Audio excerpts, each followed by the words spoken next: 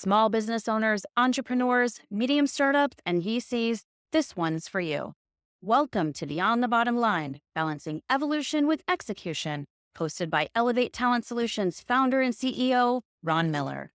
Through Ron's own hard-won wisdom, along with an array of luminaries across the entrepreneurial ecosystem, you'll glean priceless wisdom that will help you see past the day-to-day grind and into the future where you can check off the day's to-do list and achieve innovation and elevation to ensure your business is future-proofed.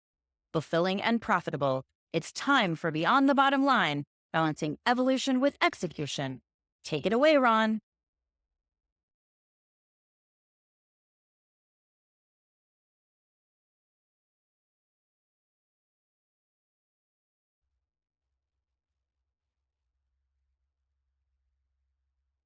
All right. And hey, everybody, welcome back and welcome to today's episode of Beyond the Bottom Line, Balancing Evolution with Execution. So whether you're a longtime listener or a fresh recruit to the no fluff, no BS conversations we bring, this show is all about starting, growing, and scaling your business for long-term success without the corporate jargon and motivational nonsense that we see so much of out there. And today we're going to take a dive into the very wild world of email marketing, because let's be honest, in business, if you are not getting noticed, you are just another background extra in a straight to DVD sequel. And for those of you that have listened, I'm going to make a lot of movie references. And when you meet my guest today, you'll kind of understand why. So she and I are very well aligned in kind of how our speaking goes. So we're going to have some fun with this today. And for all my 80s and 90s movers lovers out there, let's settle one of the most important questions in marketing history. And that simply is, how did Abe Froman become the Sausage King of Chicago? Because there's really only one answer: killer marketing, right? How else does somebody named Abe Froman become a Sausage King in Chicago, right? You don't just stumble into sausage royalty, right? You build a brand, you stand out, you sing in a parade, and you dominate your market. Maybe you look a little dapper in your vest that you're wearing to lunch right there. So, and to help us break it all down today, I'm bringing in someone who knows exactly how to turn a business into a digital powerhouse and why your email marketing strategy should be freaking the Catalina wine mixer of your industry. So joining me today is Lady Belcastro, the mastermind behind LMB Digi Marketing. So buckle up, because we're about to prestige worldwide the hell out of your marketing strategy and take a fun, unfiltered deep dive into what really takes to stand out and scale. So let's get into it and welcome Lainey. Thank you, Ron. It's so fun to be here. And I'm totally loving all of the instant Ferris Bueller references. I love it. I love it all. You gotta have a little fun with this, right? And it's all Right. about standing out a little bit. And for anyone that has been to like the Small Business Expo, or maybe you were at the one in Atlanta, or Lainey and you've seen her speak, she brings a lot of energy and a lot of fun and a lot of references into what she speaks about, especially for a position of knowledge. So we want to make sure we're having fun with this too, because we really align, right? We've had some fun guests, but I've been looking forward to this for like 2 weeks now. So Well, thank you. That's a lot of pressure. But yes, I do love my 80s, 90s pop culture. And I feel like talking about email marketing is, it's interesting to me and it's so needed. If I'm going to get up and talk to a bunch of people, I got to make it fun for myself and the audience. I can Gather all of the 80s-ness in there. I love how you tie it together. And I mean, and let's be honest, like, listen, I know from my own self, like I have no game when it comes to any type of email marketing. I have a zero, right? I am the Cameron of email marketing at this point. So kind of getting a new perspective on it and a new spin is helpful, because so many of us, right? I get on every morning and I probably have about 30 emails from people trying to get business from me that delete. So there's a formula in it, in how do you win that algorithm arms race, right? But I wanted to kind of introduce you first and kind of establish, like, you have a long background in marketing coming into this, and very impressively, a lot like Ferris Bueller missing days of school 9 times, you have been in this business now on your own for 9 years. So you are absolutely doing something right. So delve in a little bit about your background and really what inspired you to start L&D and what's been kind of your recipe for success for so long. Sure. So gosh, it feels every time I talk about this, it just brings to the forefront how old I am. So it's just so funny. It just gets worse and worse. But so I have been in email marketing since it probably hit the scene for business in 2007. I went to school for marketing, but that was like pre technology, pre email marketing days. So I really just self taught myself the email platforms that were out there in the beginning because I'm a total tech nerd. I was working in media companies in New York. I was in the marketing departments. And then once things like Exact Target and Salesforce started to basically be introduced to the industry, I dove in and I learned the platforms and I realized that this is a passion of mine. So I stuck with email marketing while I was in New York. And then when I moved to Atlanta in 2013, I was working for a great financial tech firm doing email marketing. I had always wanted my own company, but living in Manhattan in your 20s, you can't afford anything. So that wasn't No, that's not true. Come on. never it's not happening considering I was buying like 99-cent slices of pizza to live off of. So I couldn't do it then. And once I moved to Atlanta and obviously cost of living changes and I had more experience under my belt as well, I was poached by a startup. It was basically your classic story of being poached by a startup, and they promise you the world of saying you can come here and create your own marketing and it'll be great and you have all this money.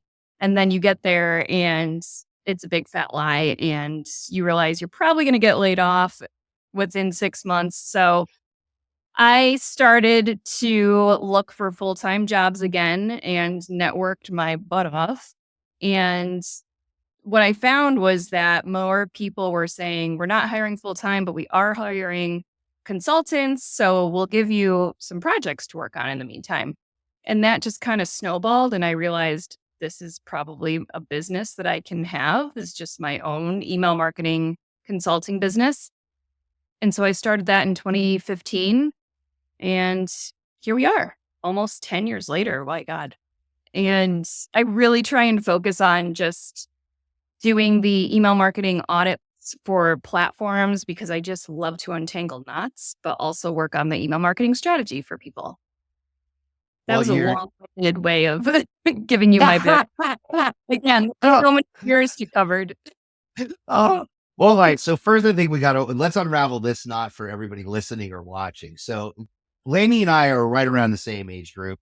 And we both started in business when we were 12 years old. Labor laws were a lot different back in the 80s, right? So Lainey, when you say you're old, we're not that old. We're We not. started a lot younger than they did today. We're Oh, youngsters, so basically we're like 20.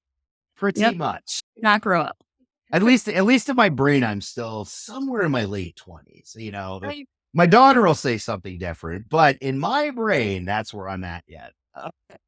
I agree. We are the fairest. Oh, 100,000%.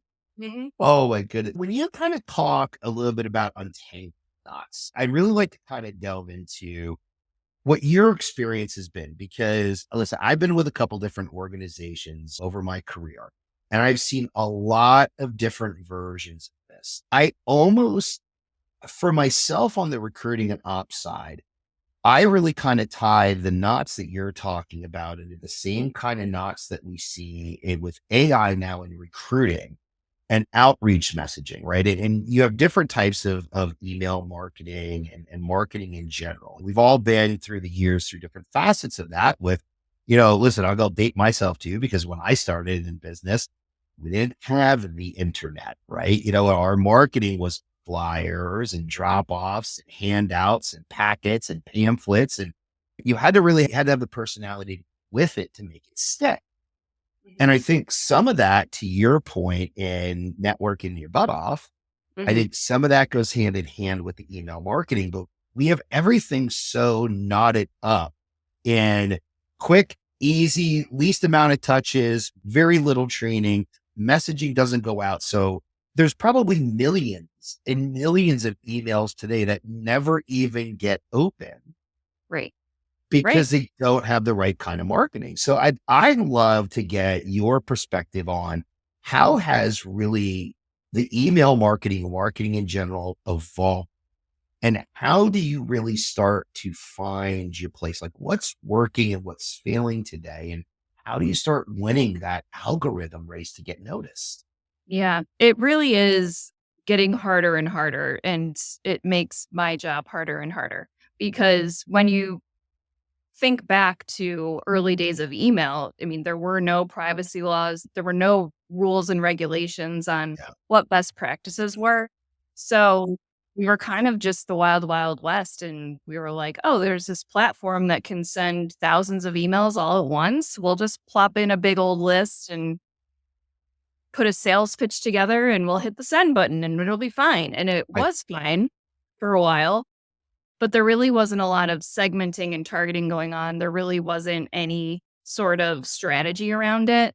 And I think over the years, people have found that that is more and more important to have a strategy, to look at your list and say, you know what, not every single person needs to get my message. And for the group that we do want to have receive our message, what is that message? Let's actually think about it a little bit harder than just saying, "Hey, do you wanna buy my stuff?" Because that doesn't work. Uh, It doesn't. That's not a strategy. I know, you would think so given all of the spam emails that we get today. I mean, I get between LinkedIn and email, I think the more sales pitch I get, I mean, I'm just marking everyone as spam at this point. So, I think that's a huge piece of it is the spam laws that have been put in place. As much as it makes my job difficult, it's amazing to have those rules because it forces people to build a strategy. You have to have thought process behind it. And yes, there's so much AI out there now that you can use to help you, but it can't be everything that you're doing. So you can't rely on AI. I'm sure we will be in the future, but people still want that human connection. And I think people realize that with email, yes, it's an email, but they're looking to build that relationship through email with you. People want, and I can only speak from the recruiting side specifically. Mhm. And this is where I kind of tie it in. But on the sales side, I struggle with this. And then I'm not a big self promoter, so I am horrible at this. Me too. But I'm like, on the recruiting side, I've taught in my advanced recruiting classes that I've done in how to connect differently, because you could use neurodiversity to Mhm. really get candidates to do things that you want them to do, because you want to excite certain sections of their brain to get them to respond and get them to respond in a way that you're looking for. And I'm assuming if you have the right messaging, you're kind of probably doing something similar than with your email campaigns. Correct. Yes. You have to have some sort of message that is crafted specifically to that audience. It can't just be kind of like throw it all out there and see what happens kind of thing. But yeah, there is a lot of thought behind it. And I think that's super, super important for people to know is that no matter what industry you're in, you need to have that relationship with people. Yeah. Well, how do you, without giving away the farm, right? Because, we want everyone at the end to go look up L&B Digi Marketing, just to maybe it's an option for you guys. And I'll share, again at the end, listen, I'm going to put my money where my mouth is on this episode, because my intention for all the listeners is I'm going to partner with Lainey here in the next probably 30 to 45 days, Oh, yay. because I believe that you have the process that I've been looking for as I kick off my marketing campaign. Because what's important to me is not to be spammy. That's not what my business is about. I want to be more intentional to a specific audience of people I want to help. Mhm. So I'm going to report back on the success, or complete and utter massive success, right? We're not going to go. It's either going to be successful or so massively successful that, Right. but I want It's to share, Yep, yeah, I it's want to always share my color experience. color. But how do you start to really separate out in that process? Like, I look at LinkedIn and I look at like my target audience, and I can't tell you how many conversations I've had about this through the last year to say, I struggle to whittle down to exactly who, and the messaging is a little bit different at different decision maker levels, Mhm. and it also depends, I think, on the size of business. Right. So how do you start to formulate, like for somebody that maybe is new and starting to get out there, like what would you offer them as a way to start to look at and separate themselves? Yeah. So if somebody is already in the game and they've been trying different things and nothing's really working, that's usually what type of client comes to me is they're just really frustrated with trying to do something the same way over and over, trying different systems, and then they blame the system and they get really frustrated when it's really not the system. I mean, it could be depending on what you're using, but it's not the system itself. It's more so digging into the back end of who's on your list and how did they get there. Because the beauty of these email platforms is not just to build an email and hit send, it's to look behind the scenes, behind the curtain to say, I have 500 people on my list. Where did they come from? Because you have that visibility. You can say that these people over here filled out my contact form. Could be lead, it could be garbage. But this person over here, along with 500 other people, they actually filled out a form interested in my service. So those messages are going to be completely different because while a contact us form might just have a simple generalized welcome series to say, hey, who am I? Which, by the way, every company should have a simple welcome series, which is so overlooked. Um, it's just one of those to dos that's email marketing 101 that you should start with is to have that welcome series to introduce yourself, let them know how you can help, not sales pitch.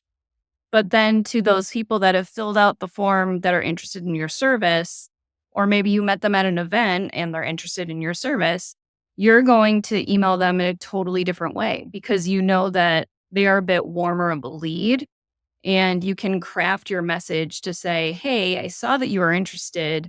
Here's ways that we've helped people in the past. I think this might apply to you, type of thing. Not in those words, of course, but I think there's definitely ways to just take the time to look and see where your audience is coming from. And that will start to get the wheels turning on what type of message to put together.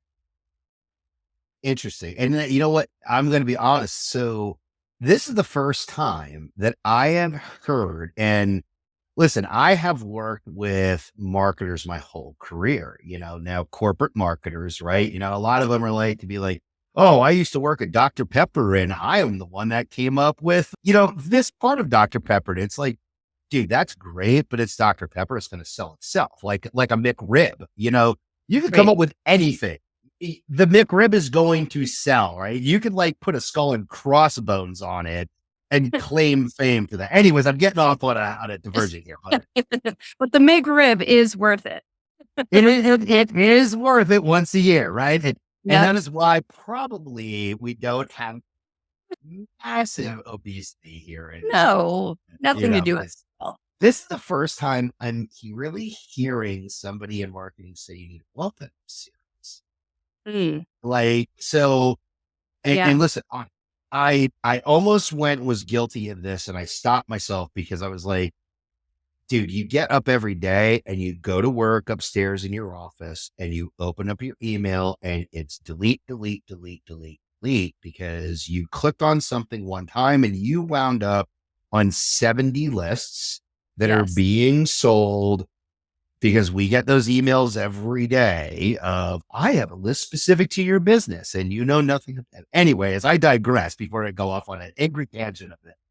But I've not heard anyone, even in all the years that I've led sales teams, Hmm. talk about a welcome series.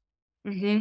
So I how does that work? Like, what just if I'm Joe Schmo out here, I just started my business, which right now I am Joe Schmo. I just started my business last year. So I don't have a lot of people that have downloaded my form. A lot of it is through connections. A lot of it is through people that I am searching through LinkedIn Sales Navigator to match up first, and people that I've met at conferences. So I have some different lists, Mhm. but what does that series look like? I mean, is it a simple, hey, I'm Ron Miller Mhm.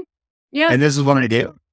I mean, it can be, yeah. I mean, that should definitely be the first email that goes into it is, and it's one of the welcome series. It's such a basic marketing 101 type of thing that everyone should have, but it's the most ignored. So I'm not surprised at all that you haven't heard of that.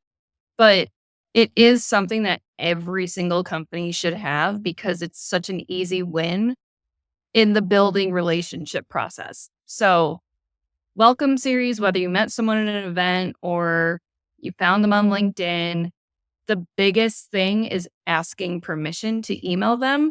So I always say the term lead magnet is so overplayed, but I mean, it still Yeah. is something that we all need.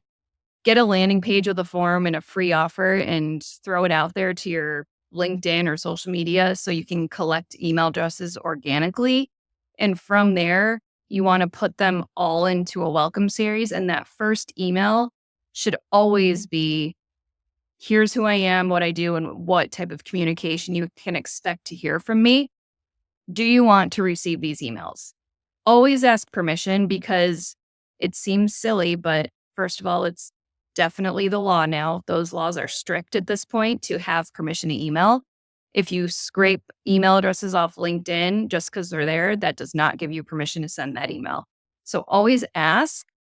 And then in the end user's mind, the reader, they're thinking, oh, this person actually cares. They're not going to be that annoying one in my inbox just saying, hey, I have this list for you. Do you want to buy it? Or do you want a million appointments a day? They're going to realize that's not you, which is half the battle. So they Yeah. will not delete your emails. And then maybe just have 2 or 3 or 4 more emails in addition to just get them familiar with who you are. Have them send once a week, every other week, however you want to do it, just not every day. And just say, here's how I've helped people in the past. Here's a free piece of content for you or a free asset that you can use. Um, and then, of course, you're always going to have a link to your services in there, or at least want to get them on the phone or a Zoom call, rather. The phone is so 80s.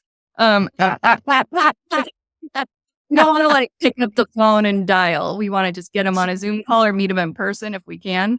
But that's really the goal is to just the welcome series is such an easy win to build a relationship and just get them on that introductory phone call where you can then try and sell and work your magic. I absolutely love that. You know what? For me, like I look at, and I'm not going to share the terminology because I want people listening to get more intrigued about advanced recruiting classes and how do you really become a recruiter instead of a talent acquisition specialist. Like, I don't know if I've ever shared that with you. To me, those are two Mhm. different jobs, and I know that the lines are blurred. But to me, talent acquisition, it says it in the title exactly what you do. You acquire talent, which means you post, Yeah. you pray, you sit, and then you bitch and moan that you have too many responses because Yeah. you just throw it out on one of the 4 jobs boards, spend a gazillion dollars, cry that True. you don't have good candidates. You just acquire talent. Recruiters go and connect with people. It's a lost art. True. Yeah. And I want to teach people how to be good recruiters, but even on that recruiting side, and I've never equated this until you just said it. Mhm. My God, if I open up my email and I had something more personalized like that, even though I know it was generic, but someone is taking a moment to recognize that it was generic Right. and an introduction and asking permission and giving me something, Mhm. I might actually click on that shit and say, Isn't that amazing how that, you build that human connection when not being selfish actually works? yeah, But I mean, it's so overlooked because people are so reactive and we're so yeah, busy and we're just wanting to get stuff out the door. But if we just like stop and have that welcome series set up, it's all automated. So all you have to do is put a form out there, make people give their email addresses, and they automatically go into the series. So once you set it up, you can kind of forget it. I mean, check on it every now and then, but you don't have to for every single person that submits a form say, oh, I'm going to go manually send this email now. Like, you don't want to do that. So yeah, it's an easy win, and it definitely will reduce the amount of spam complaints that you get if you're getting those. Yeah. Well, when you start getting spam complaints, I don't know how it works on the email side, but I know on the recruiting on the tech side, I used to say this all the time. And there was actually a stat at one of the companies at a corporate meeting that I did where I pointed out that the number of people over the last 2 years that had opted out of text or identified us as spam was almost the same number as people that we had paid overall as an organization the year before. Mm, I that's said, the interesting. thing, I kind of presented it, and it was like, we paid like 35,000 people, and we had 33,000 people over the last 2 years say, don't text me ever again. Right. So are Texting you? is Yes. whole other ball of Yeah. wax. But how does it work on the email side that you don't get sent to spam or you don't Yeah. get marked? Like you could find your way to that circular file really easy. Yeah. Yeah. So that's a whole deliverability topic, which, when you do set up these platforms, number one, if you are mass emailing just from like your business Gmail account and not a legitimate platform like a MailChimp or a HubSpot, ActiveCampaign, something like that, you will be spammed. And it does not look good for your domain. So domain reputation is a whole thing where if you are mass emailing from just your Gmail or your Outlook, the domain reputation goes down, and that increases your chances for hitting the spam folder and not even going to the inbox. So that's why I constantly like to tell people, make sure your list is organic and you have your domains validated. So one of the things I do is if they have a platform in place, I do an audit where I go into the back end of the system and say, okay, is this email sending domain validated? Meaning your SPF key, this is getting kind of technical, but your SPF keys and your DKIM and DMARC, is all of that set up for success and it's validated, nothing is damaged, your reputation is legit. That's the first thing, because if those have failed, you're definitely going right into spam. So there is a science to just the overall setup of your platform, but also on top of that, if that's not validated and you're just finding emails and sending it, your reputation is ruined. And then eventually your domain gets blacklisted and you can't even use it. So that's a whole topic we could go into. Well, that full disclosure, right? Here, I'm going to put you on the spot. And I'm going to try and make this funny in a way. But so as Gen Xers and as people that have been in corporate, right now, you've been out a lot longer than me, but the corporate speak gets stuck in your head and it's hard to deprogram. Yeah. And I wanted to make sure when I decided, you know what, I am going to do this, I am making the leap. I needed some time to deprogram myself because from a sales perspective, you are taught like Tommy Boy to take the bear claw and squish the hell out of it, right? Like I get it stuck right here, right? But that's what you're taught because it's sell, sell, sell, sell, close. Yep. And it's And push a message. I made a joke online to a common friend of ours yesterday, actually, who introduced us, Don. oh yeah. Because I had shared something and he had made a comment about, he's like, have you ever played, corporate bingo? And I said, Don, let me tell you, like one time we had hired at a company that I was at. I did not hire this gentleman, but they hired a sales guru who, every week would call in late from the next exotic location and be like, hey, it's me, Stan, and I'm here in West Africa today on my yacht. And it's a beautiful day, and I'm so happy to be here with you guys. And today we're going to dive into closing the sale. And basically what I'm going to tell you is just tell them that you're buying it. Yeah. And they're like, so it gets drilled in your head. And we had made a whole big old car night of it, slow and bad. And Yeah. Anyways, It does the point, bad though. but like that programming Mhm. is there. So when you start diving into this and you just go, how many times, what percentage Oh would God. you say of people that come to you and be like, lady, listen, I'm burned. What do I do? What is the percentage of businesses you pick up and try and untangle that knot with? Um, I mean, almost a good amount of them. There's very few clients that I've worked with that have had a decent setup and a decent system in place and decent messaging. I mean, it's very much like you said with, again, with Tommy Boy, instead of just saying like, "Oh, I really want some chicken wings. Sorry, the kitchen's closed." There he then goes into a whole story about how he's an awful salesman, and he's telling the story and it's hilarious, but it's also like he's building a background in a Yeah. relationship, so then he gets his chicken wings. So it's definitely more. That was a very long way of answering your question, but it's definitely more businesses than Well, okay, obviously, this is why you and I probably can't be unsupervised on these for too long, because we'll just go off on tangents that we'll get in some of the audience, but we'll have a good time anyway. So, what. it's, I think it kind of goes to say then, like, listen, you can think that you are a sales giant that you've produced in the past, so you have those answers. So this is easy as pie to get going. But at the end of the day, if you haven't really done it and understand it, like you've used a couple of terms that I've never even heard of and some that I have, Yeah, but marketing is not my background.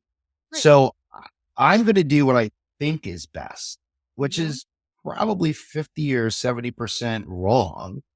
And there are downstream consequences from that really delay growth. And for a new business owner coming in, especially, and this is Right. something that I preach constantly, from building culture to building initiative to building ops, and really understanding and finding your key team members from 2 years down the road now, Right. that if you build it the right way from moment one, you're not untangling a knot. You get to change your business lady to teaching them the right way to double knot their shoe. Exactly. Yep. You realize that you have all these standing relationships. And I mean, it's same with recruiting. I mean, if you are having a good relationship with people from 5, 10 years ago, they're going to remember you and they're going to want to come back and use you again. So, I mean, if you are starting your business and you're going in one direction, that's amazing and you can keep going in that direction. But if you realize, hey, I've got this relationship over here that might be a different service completely, you have the ability to kind of shift and do both or one or the other. So it really is just, you know, you get more bees with honey Yeah. kind of Yeah. thing. Just be an honest person This, and try to not, spam people so much with just sales pitches. And it's what you get. you mean I shouldn't be like purchasing that guy that keeps emailing me about how he has this pitch deck that got him 36 customers in 2024? Like, that's not real. No, probably not. We're all guilty of being intrigued because you're like, man, that sounds nice. But then you're like, this isn't real. It feels like that impulse buy that, stores love to do. They put that little stuff right there by the register, so you just grab it. And I think sometimes that's where some people's marketing strategy is, man, Mhm. if I could just get them to buy on their way out to something small, Yep. Yep. money's money. And do Yeah. you really want to build your business and your reputation that way? That's the question. Yeah. Yeah. When I first started my business, I was doing every little thing in digital marketing. And I was like, I'll do social, I'll do SEO, I'll do all these things, everything. And then I realized a year in that I was burnout. I didn't like it, which probably meant I wasn't doing my best work doing social and SEO and all of these Google ads and all of these things. So I was like, you know what? I really am into the marketing automation and email game. I know it. I like it. I'm just doing it. So don't need to try and do everything. Well, without digging into the numbers, I would bet you have more success in that than in Mhm. social selling. I think there's specific products, and correct me if I'm wrong. I can be way off base, and sometimes I just throw shit out there because that's how I feel or my experience. And Mhm. I've learned over the years I'm not always right, but I think social selling has a place for certain products Yes. or certain services Mhm. rather than social selling as a whole. Exactly. Yeah, social selling is definitely useful and it's right there behind email marketing. When you look up the statistics, email marketing is the largest marketing channel that build brings in the highest revenue and social is right under it. So there is a place for social selling, absolutely. It's just a matter of what's your product, does it belong on social? And at the end of the day, even if it is on social, you still want to wait to collect those emails because you don't own any of that.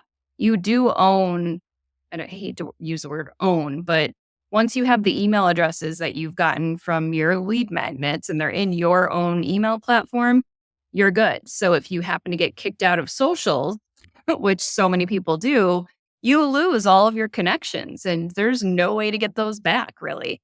So even if you're on social, still you need the email piece too. They go together.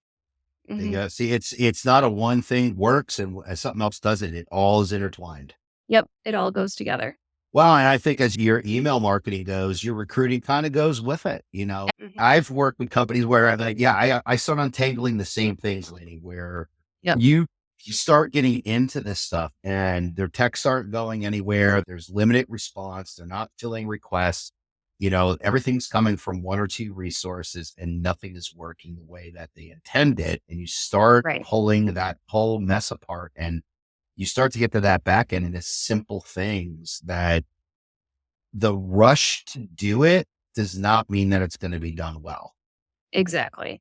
That's usually the biggest obstacle is reactionary versus taking a step back and thinking about it. So, what advice would you give from over the years of somebody new coming into this that's listening, today to say, hey, this makes a lot of sense. I don't know. I got to look at LMB Digi Marketing to see if it fits within my budget or, Yeah. does Ron Miller fit within my budget? Most of the time we don't, even though we're not expensive. Because let's Right. face it, like these startups, every cent counts until you get that first customer or two. Like, what would you say to somebody new that met you at a trade show? Be like, lady, just what are three things that I could do today to make a difference in how I set this up? Yeah, absolutely. So if you are just starting out, I would say definitely find yourself an email marketing platform that is truly an email platform. There are many out there that you can start out with for free. MailChimp, HubSpot, pretty much, I mean, most of them have a free trial. So I would definitely utilize that if you have a list. If you don't have a list, and it doesn't have to be thousands of people, it can be, even 50 people, that's fine. But if you don't have that, I would say definitely get a basic landing page with a form and something to give your audience to get them to give you their information so that you start to build your email list. But in addition to that, and just to grow your business in general, just get out there and network. I mean, network as much as you can, go to in person events, get the digital business cards, the physical business cards. And then if you're building a spreadsheet to start out with, that's fine. Just you can import that to your email platform later. But I would say networking and getting your face out there as much as possible on in person and in social, that's going to make all of the difference because people are going to remember you. And that's the best way to start the conversation. So don't just sit behind your computer. You have to actually get out and meet people. Or No. find you on LinkedIn. I mean, they will filter from LinkedIn. I shouldn't say that because I have built my business based on LinkedIn, but it's always good to just get out and have those conversations, whether it's on Zoom or in person. Yeah. Well, and I agree. Like, I think part of that too is becoming a lost art where so many folks just think that you can just LinkedIn's the strategy. And you see it on the platform. I grew my business by 43 million bazillion dollars just because of LinkedIn. I like to call bullshit on that most That's of the time. BS. Yeah. That's not But I'm like, there is validity to the platform. Mhm. And in terms of interaction, LinkedIn likes to always kind of keep it weird because they Yeah. change the algorithm. So like some days you show up and other days you don't. And then I don't think it's people being weird. It's just like yesterday, something that somebody I connected with a long time ago all of a sudden showed up on my feed from a post that they had from 4 weeks ago. Yeah. The Yeah. post Yep. never showed in my stream, but somebody commented on it a week ago and it's just showing up now. It makes no sense to me. Yep. Yeah. It's all a big game. And I think the key is just to be consistent, is just, even if you go on LinkedIn once a week, is if you go on every week, that's fine. And if you send an email every week, that's fine. Just being consistent with whatever it is you're doing is probably the most important thing. Yeah. Mhm. Yeah. Well, it'll be interesting when we start working together here shortly because, I have, and you'll enjoy this when we talk about the phone, Yeah. and this, I'm going to show my 80s because right there is my phone saver. Good. I love a good Karate Kid reference. And if you can't see it up here in the corner, Justice for Johnny right there, There you right? go. Yes. Because you cannot win the All Valley Karate Tournament on an illegal kick. Really, you cannot. And you just I can't, right? And what's funny is like, so, and here, we're going to get off topic. That's all right. But I love Cobra Kai, the TV Yep. show. What I love most about it is how they have spun the fact of, was Johnny really the bad guy? Or No. was Neil the bad guy? And they were equally as guilty because they were too similar. Hmm. And it's an interesting spin when you take a step back from a one-sided story. Yes. I love You that know, show. Yeah. It now is. people are going to be deflated because they're being like, get your Dana LaRusso camp. And I'm like, listen, man. Yeah, man, Johnny really wins you over in that series. He really, Yes. you see his background and you're like, you know what? I get it, Johnny. Yeah. The guy is trying. He is not Right. articulate. He's not overly educated. He's stuck in his ways, but he wants to change. Yep. And he wants to be better. He's just not ever dealt a hand to get there, which kind of resonates with myself and it resonates with a lot of people, right? Yep. Not all of us get up every day and the world just opens up and shines bright and a unicorn comes out and a rainbow is there. We got to work for it. We got to hustle for it. And if you can get the right tools, the right people, the right connections, the right process, the right way to do things, Yep. you can build that future a lot faster than just grabbing, going, and here comes the meat wagon, Yeah. Yeah. But, Yep. all right, so there's so much in marketing that I want to talk about, but I also want to bait you to come back on the show because I always Okay. enjoy conversations with you. But Yeah. so something though that I want to get to that, and I think is important too for individuals that have the personality and background is you've now kind of diversified what Mhm. you do. So you're taking your experience on the road Mhm. and you started to get into the speaking side of things, Yes. Yes. which listen, I'm going to just give my opinion, right? For me, I always have a hard time with speakers because it's a lot of droning and you kind of sit there and I'm very judgy Mhm. on, is your messaging generic a lot? And for me, like there's only been probably 3 speakers that I have seen in the last 15 years that have gotten forward in my seat. Right. One of them is Mary Lucas. I don't Yep. know if you know Mary Lucas, but I had the privilege of working with Mary for a long time at Yep. another company. And I've seen her do her lunch meet and life lessons. It's a book that I used to give my team. She is just an amazing, amazing speaker. I've seen Lauren Jones speak and Lauren Jones drew me out of my seat. And then I saw somebody 2 years ago at SourceCon Yeah. that the presentation he gave on neurodiverse recruiting, I Yeah. literally stopped writing. That's how much he drew me in. Wow. And I didn't have the privilege of seeing you speak live at the Small Business Expo, but you were kind enough to share the pre-release video with me so I could see it because we were trying to work on something else. And I Yep. watched it. It drew me out of my seat. Oh. So your approach and the way that you tie in humor really, for me, it was stimulating in Yep. your approach on the topics. Yeah. So how did you get into that and started to diversify what you do into something else and kind of what inspired you to go that route? Yeah. People have been telling me that I should speak because I've been in business for so long and I have this knowledge. And I was like, terrified of public speaking. I absolutely hated it. I was terrified of podcasts. I hated all of it. I was like, I don't want anyone like where the focus is on me. I was like, I'm not doing it. So I put it off for years.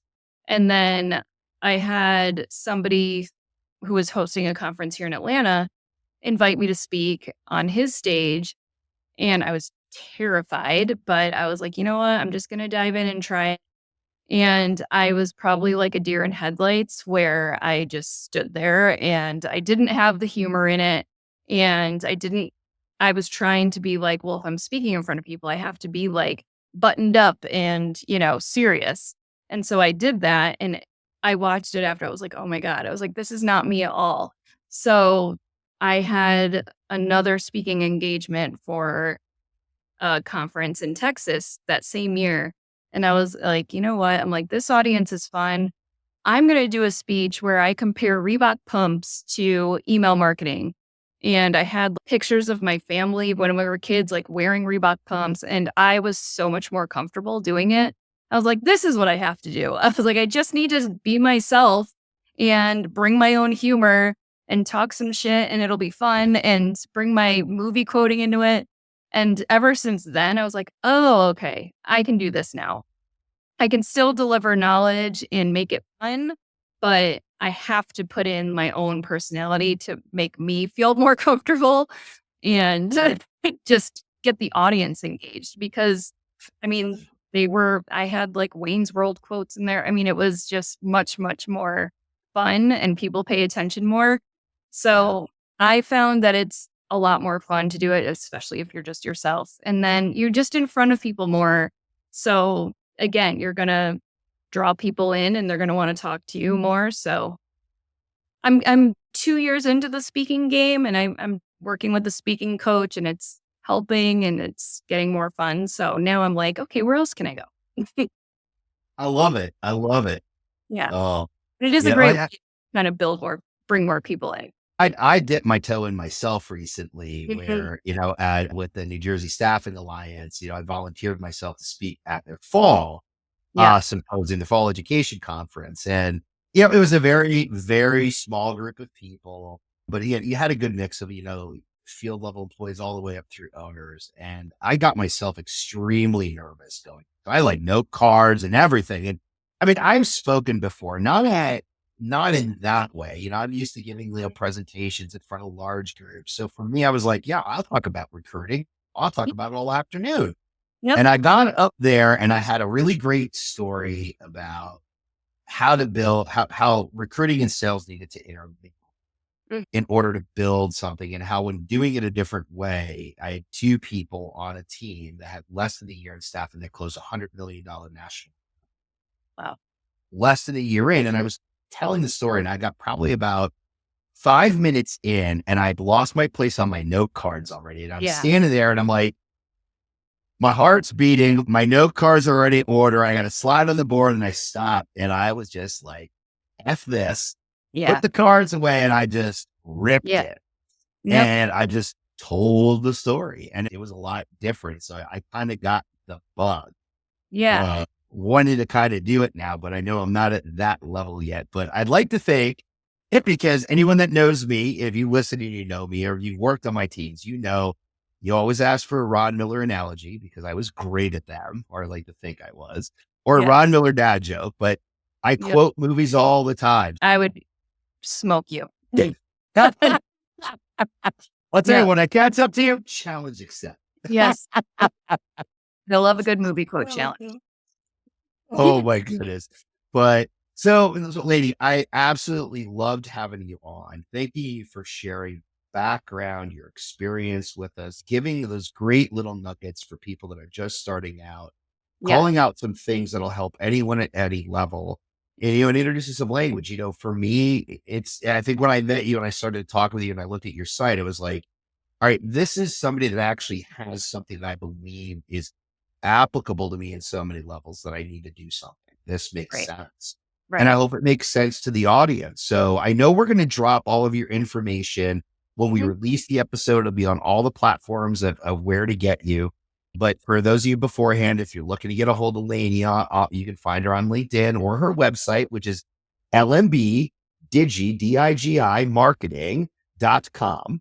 So you can get her right there. And you do have a giveaway that you are offering to people that are listeners to come in that will share as well. Yes, my email platform audit. So that is the first thing I always do with clients. We will do a deep dive into your email marketing system and make sure everything is set up correctly and make sure that you are ready to go and you're not spamming people and you're set up for success. So that is definitely something that a lot of people take advantage of. Well, folks, oh yeah, literally, a lot of people need to take advantage of that, right? Like Yeah, just getting in there doing like kind of health audit. right. And I think it might just raise enough question marks to be like, hold on, if anything, I need to book time with her and take that because here's an important call out for me and probably for our listeners. You get bombarded with all these experts, right? There are experts in recruiting, experts in sales, experts in marketing, experts in HR, experts in coaching. If I see one more coach try and contact me, I think my brain's going to explode. Same. But here is somebody that I'm introducing you to that has been doing this for 10 years as her own business. So there is success that is behind that. It is not someone that has just been doing this for the last 6 months, has held 9 jobs in the last 5 years and linking themselves as an expert, which we all see in everything else that we do. Correct. So I strongly urge you to take a look at Lainey's site, take that health audit and reach out to her and book some time because I believe it can make a difference, especially early on. Great. Thank you for that. I appreciate it. Yes, we will get everybody straightened out and we at least to have the conversation to see if, everybody's a good fit for that would be just the first step. So, I like it. Before I let you go, so where are you speaking at next? Did you have another one booked? I don't know. Well, yes, I do have a small event in Atlanta that I'm speaking. It's not a conference. It's just a small event here, but there's a couple things in the works that I have not finalized yet for the year, but hopefully there's a couple things that I'll be able to put out there soon. Excellent, excellent. Well, take a look at Lainey's site, see where she's speaking, Atlanta, folks. I got a lot of friends down there. So if you're in Atlanta and you're one of my friends and connections, check her out. And Lainey, thank you so much for coming on. I greatly appreciate it. I really want to delve more into SEO, your world of online and really kind of open up some other avenues of discussion with you because I think there's so much that you can bring through. And once we have you, we're also like to share the journey, what you've learned in the time that you've worked with my business. And maybe we'll have some success to share there firsthand. Yeah, absolutely. Awesome. Well, This was fun. Excellent. Well, Lainey, thanks again. And everybody that's on, again, we're going to put all of Lainey's information into the release. So you'll understand where to get her on LinkedIn, her email, a link to her offering for our audit as well. But you can go out there on her website beforehand and you can find her there. And again, we're going to wrap now on today's episode. And if you're still listening, Bueller, you've made it this far. So you're officially part of the Prestige Worldwide of Business Minds that we have brought you today. So thank you just for staying to the end and a big shout out for listening. And make sure you hit that follow and the like and the share button down there, whatever platform you're on. And that really helps making this whole thing worth doing for all of you. I love bringing you real people that have no bullshit insights and entrepreneurs vesting in their hard-earned savings. We want to make a difference for all of you. And I want to bring you different thought leaders that understand not just how to build a business, but how to build it right. So thank you again and appreciate listening. Until next time, keep it classy, San Diego. We are out and we'll talk to you in a few. Bye-bye.